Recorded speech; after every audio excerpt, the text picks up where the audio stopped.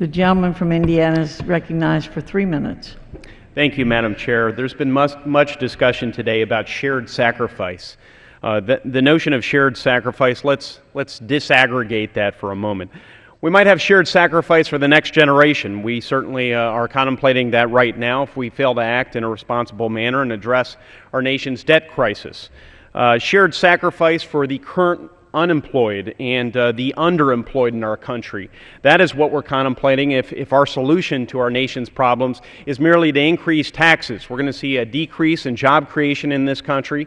We'll actually see us go in the other direction in terms of employment in this country if we implement, as is proposed in this substitute, a tax increase of almost $6 trillion as compared to the budget that we are embracing on the Republican side.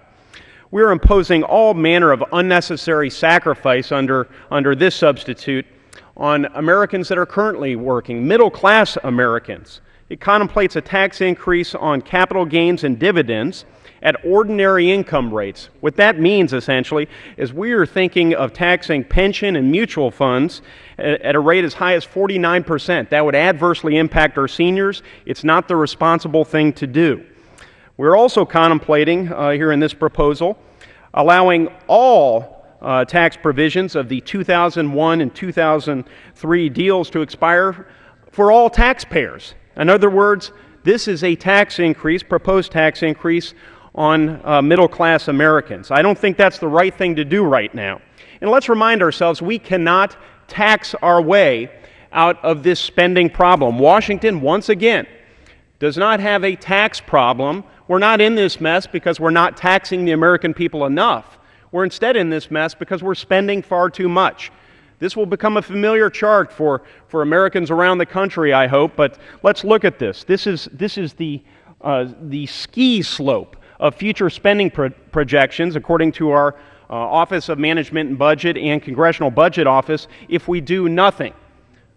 Those on the other side are seemingly proposing that we continue along this course or try and remedy this situation through job-constraining tax increases. That's not the way to go. And finally, one statistic that was cited earlier tonight bears reiterating. If we were to tax everyone in this country who makes $250,000 or more, every family in this country, so that's just two income earners at the $125,000 level, at 100% of their income, we still could not improve our financial situation enough to restore private sector job creation and put ourselves back on a path to prosperity. That is why I think we need to embrace this Ryan budget. Thank you so much, and I yield back the balance of my time. The gentleman yields back.